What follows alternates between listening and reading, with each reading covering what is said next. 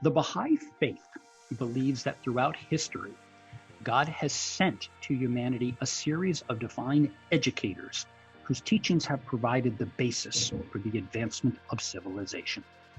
They explain that the religions of the world come from the same source and are, in essence, successive chapters of one religion from God.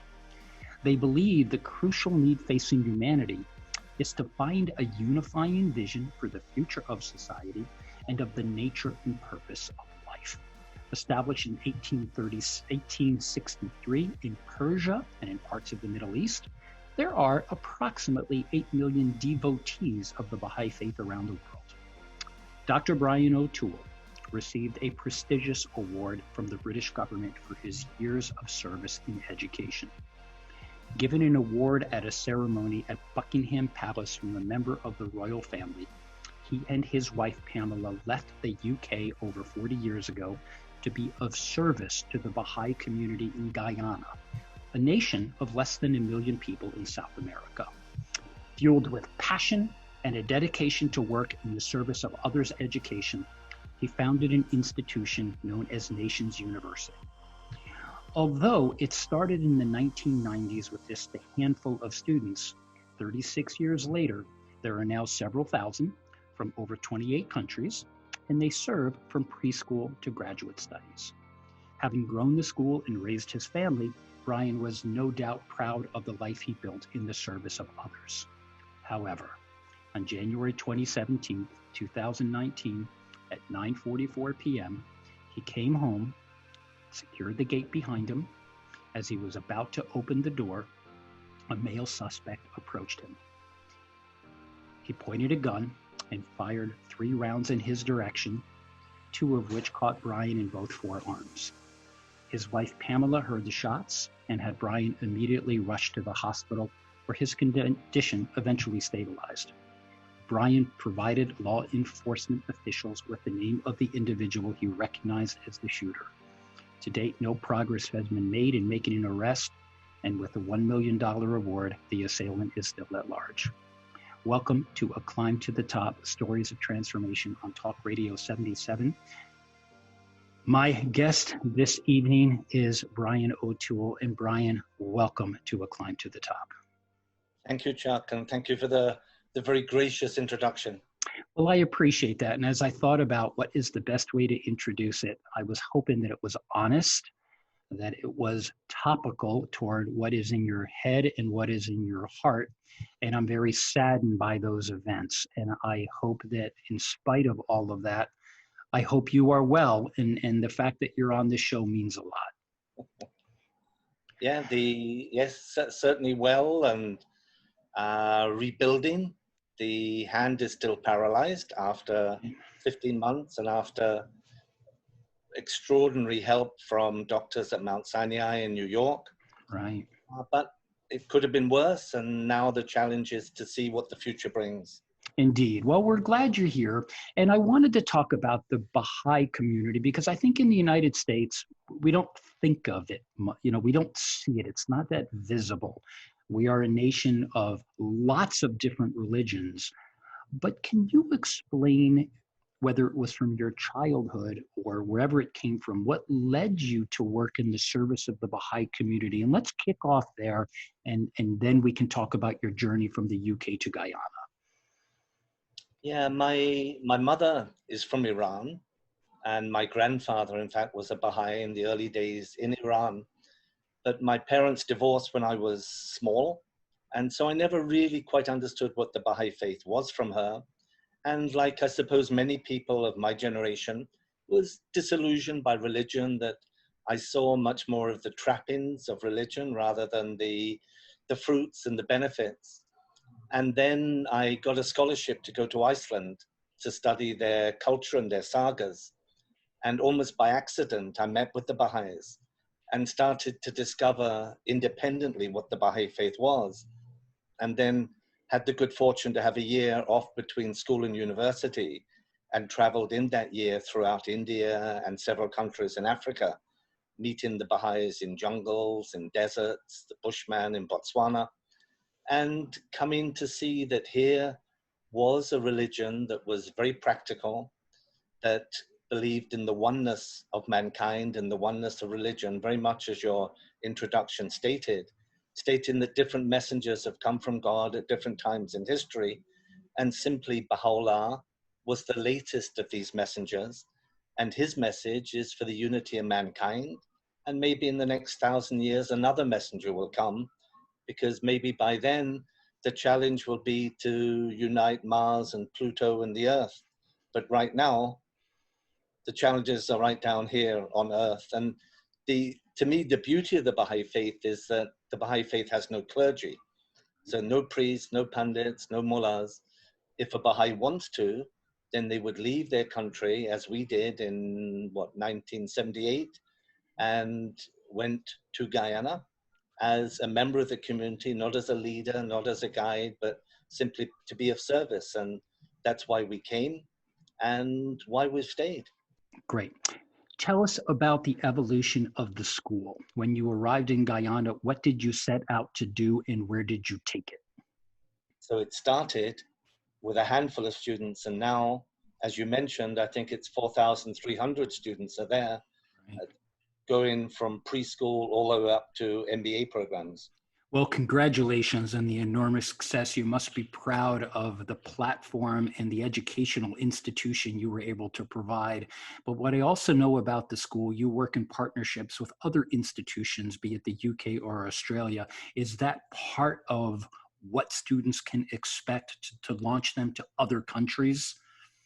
Yeah, I think we've been very fortunate to develop partnerships with the University of Cambridge, University of London, University of Bedfordshire, that allows us to bring first-rate, internationally recognized programs to Guyana at an absolute fraction of what it would cost them to do those courses if they were able to be accepted in England, if they could get the visa, if they could travel, etc., etc. So now there are several thousand people who've either completed those courses or are presently taking them. What were the challenges as you were growing a school, whether it was Guyana or you could have done this wherever it was, in building it, finding teachers, staying focused on the mission? Good things, bad things, how'd it go? I mean, maybe a small illustration of the need could be that we also have an NGO that we run, and we got a consultancy from the British government to look at the effectiveness of the money that the British government had put into education into Guyana.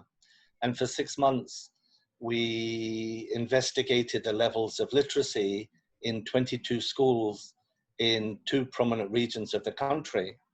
But this was like 10 or 11 years ago.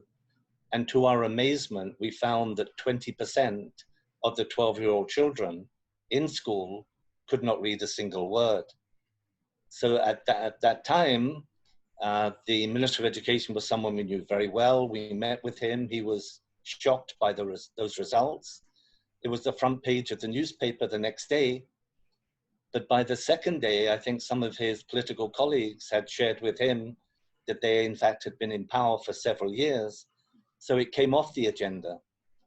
So I suppose part of it is the challenge to try to create a new model of education within a system where being a teacher is an extremely low priority, very poorly paid, and to try initially to take people from such a system, employ them at nations, and to try to challenge them that we want a totally different model of education, not the traditional talk and chalk and reproduce what I give you today in an exam in June. But now, 20 years or 22 years later, I think we have a cadre of people who have really bought into that vision and really are very much committed to it. So I suppose our challenge is to try to put some of these wonderful principles of the Baha'i faith into practice. And instead of just talking about them, to try to see what does it mean to put a quote like, one of the quotes from Baha'u'llah is, regard man as a mine rich in gems of inestimable virtues. Education alone can reveal those qualities and enable mankind to benefit therefrom. And I think our challenge has been to try to find those gems, to polish them, and to make the children and their parents realize that the children can possibly be far more than they themselves felt they could be.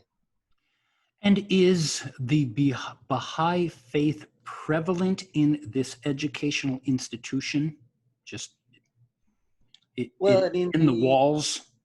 sure. I mean, we teach and we respect and we celebrate all the great religions of Guyana, Right. Hinduism, Islam, Christianity. Right. We celebrate all the holy days.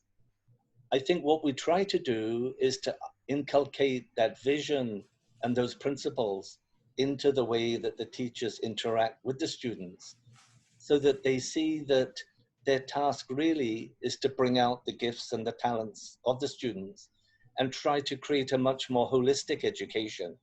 I think, like so many countries, there's a slavish pursuit of the right answer, Right. to achieve well in very competitive exams. And I think our challenge is to try to see that academic success could be a byproduct of a school where children are valued, supported, where they're trusted, where they feel that they can be confident in giving their ideas and their views, and for parents to appreciate that they have a significant role in this process as well. Indeed. I cannot imagine having accomplished all of this, particularly in the service of so many people in a country that sounded like this is desperately needed. I don't know what it's like to be shot, Brian. I don't know what it's like to stand at that moment of terror, and I think many of our listeners could not possibly imagine it. What did that do to you, given that this is a show about transformation? Did it change the way you see people and humanity before or after that event? Well, maybe just to backtrack a little bit, if I could. I mean, Sure. maybe it's no surprise that in a community of about 4,300, there should be some troubled individuals. Right. In early January of last year, we expelled a boy because of known dealing with ecstasy in 6 different schools. We met with him, challenged him with the evidence. His father came in, he accepted it, he didn't deny it, he didn't challenge it, so he was expelled. And then within very short period of time, a matter of days, another boy who attended Nations a decade ago, but has moved to Florida, he chose to go on social media and put in the most vivid, terrible way about how he planned to blow up the school. He showed the gun that he was going to use. He showed the chemicals that he was going to throw on children. And hundreds and hundreds of people know his identity, this boy in Florida. Within 4 hours of that post, 400 people came to Nations for an impromptu meeting. We didn't call it, they came of their own accord, because the shootings in where Columbine, in New Zealand, in Norway, in Texas, God knows where, are all too fresh in everyone's mind to take it lightly. It was a very moving meeting. Many people were scared, but it was also one of solidarity, that this is a challenge that we have to meet. Mhm. I went home at about 10 o'clock that night, very tired, entered the driveway from my house. It was all brightly lit up, just about to open the door when somebody jumped from behind me. And I looked around and saw a boy of maybe 16, 17. I could see him very clearly because the whole house was lit up. And then without saying anything, he fired 3 shots. Firstly, I thought that this was some boy trying to scare us and it was a blank. And then the first shot missed my head by about a few centimeters, but the second and third shots went through both arms. And then as I went to the ground, I couldn't believe that this boy started to do the most bizarre dance. And I thought, what is he, high on drugs? And then eventually, you mentioned about going to the hospital immediately. In fact, we phoned for an ambulance, which never came. We waited 45 minutes and then we went ourselves to the hospital. And on the second day, some of my students came because by then it was all over the media, front page, on the newspaper, television, radio, because these things don't happen in Guyana. The drug people shoot each other, but very, very few instances of shooting members of the public. And then two of my students came in and they showed me a video. And to my absolute horror, this video was of exactly the same dance that this boy did. And it was from Fortnite, this very sad, very evil video game. And a group of our parents who constitute our Parent Teachers Association met with the cybersecurity branch of the Army and were told by the Army that they had tracked down 5 children from prominent families who were deeply, deeply involved in Fortnite. But after telling our members of PTA, we heard nothing more about that. I gave the police a description of who I thought the shooter was. The police claimed that he was out of the country at the time. They showed me a form that we all have to fill out when we leave the country. I looked at it with the police commissioner and I said, no child writes like this. And I said, we have copies of all our students' handwriting, their signature. He looked at it, he says, yeah, I agree with you. No way a boy wrote this. He says, I will promise you that I will send you the proof that he indeed was out of the country. That was 15 months ago. They never shared. Never happened. You're listening to A Climb to the Top, Stories of Transformation on Talk Radio 77 WABC. I'm Chuck Garcia. My guest this evening is Brian O'Toole. Brian, I can't help but think that an event like this would change your outlook, or maybe it didn't. I don't know. What are your reflections now, in spite of this being unresolved? Did it change the way you see things? I'm not sure.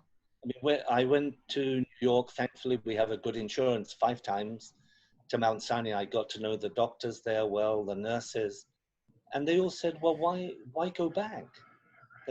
From the story that you're telling us, this person has never been apprehended.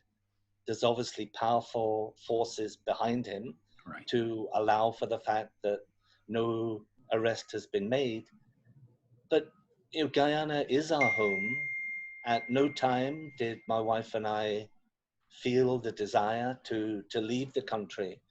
And I suppose, like many people who have gone through difficult situations, whether it's a car crash or some kind of health emergency, it makes one appreciate every day and try to make sure that whatever time we have available now is really used to the absolute maximum.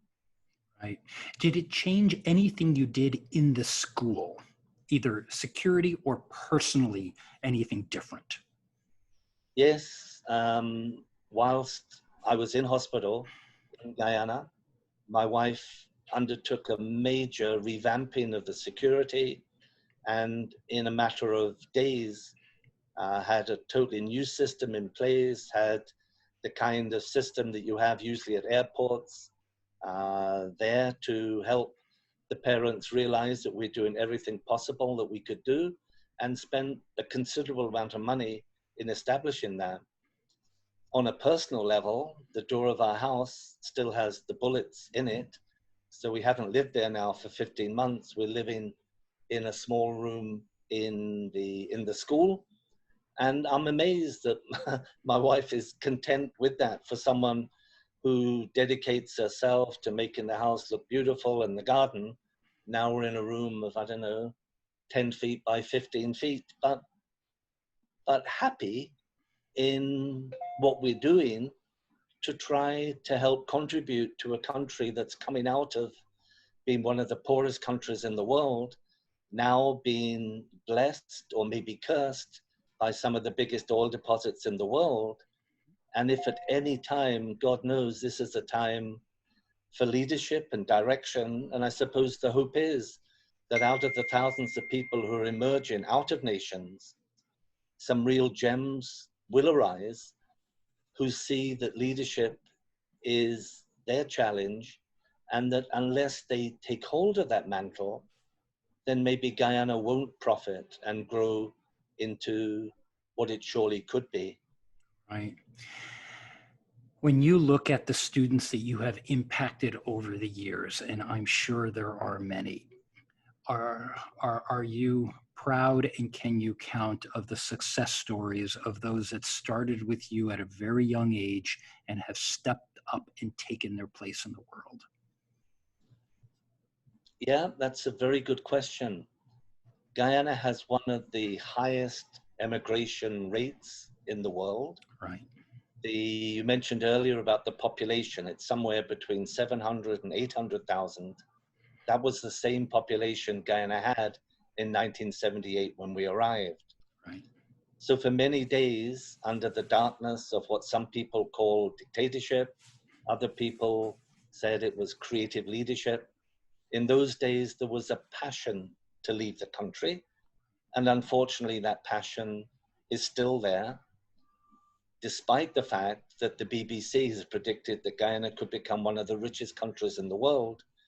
But now we are here, just had elections, was it 5 months ago?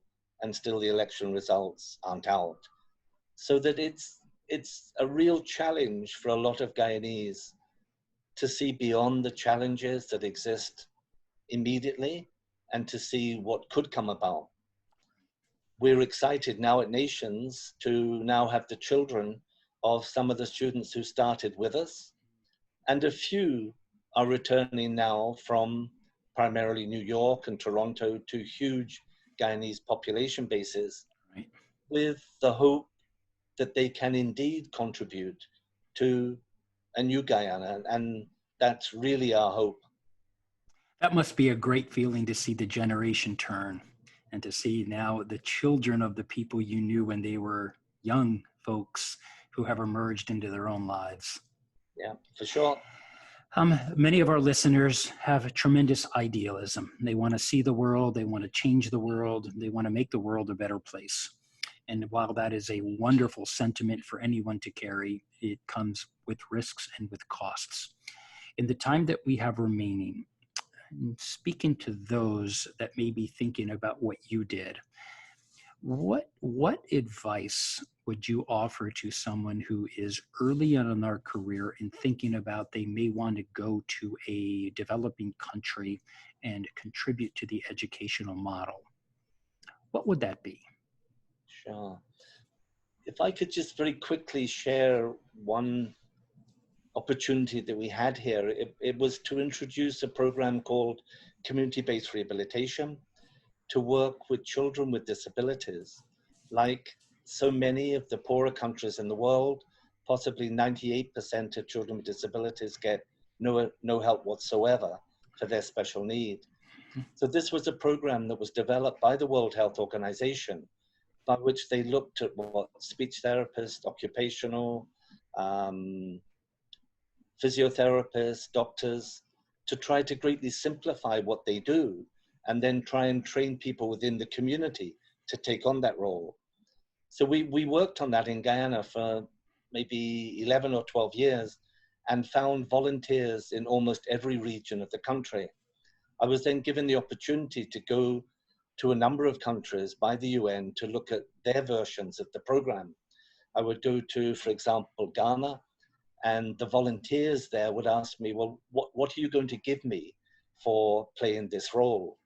In another country, in Uganda, they said, well, I get a sewing machine from this NGO, I get a scooter from that one, what are you going to give?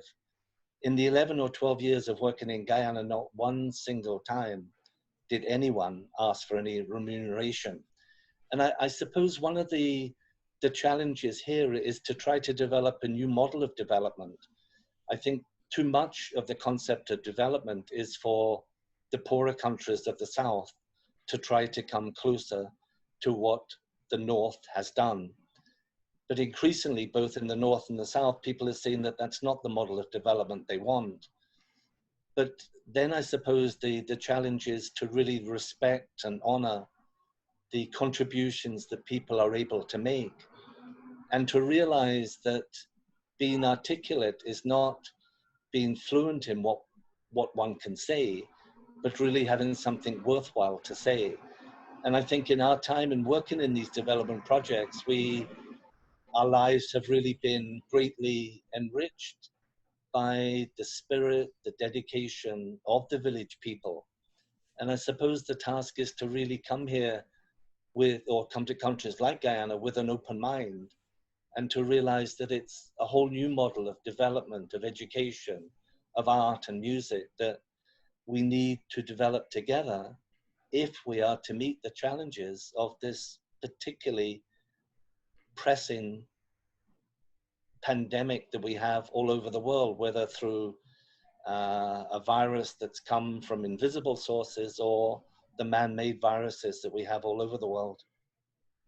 Indeed. Well, Brian, I wish we'd had more time. Unfortunately, in this radio show, we are confined, but there is so much more that you can speak, and for that, we are grateful.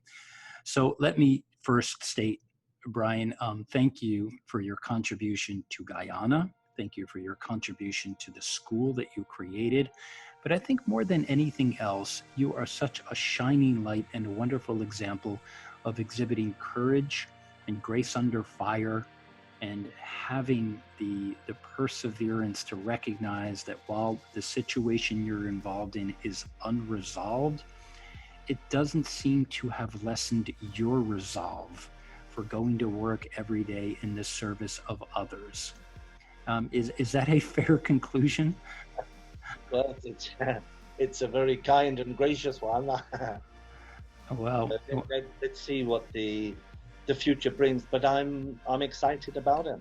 That's great. Yeah, and we stay upbeat and we stay confident, but more than anything else, Brian, we are all at Talk Radio 77 WABC for my producing partners. For a Climb to the Top Stories of Transformation, we're very blessed you came into our lives, and we are very thankful for you sharing our story. So for our listeners, thank you for tuning in this evening. You can always find me on demand for this show on my website, chuckgarcia.com. We are also available on the C-Suite Network, and listening to us on WABCradio.com as one of the places. But thank you so much for listening. And Brian, thank you so much for coming on the show. Thank you so much for your time. Very much appreciated.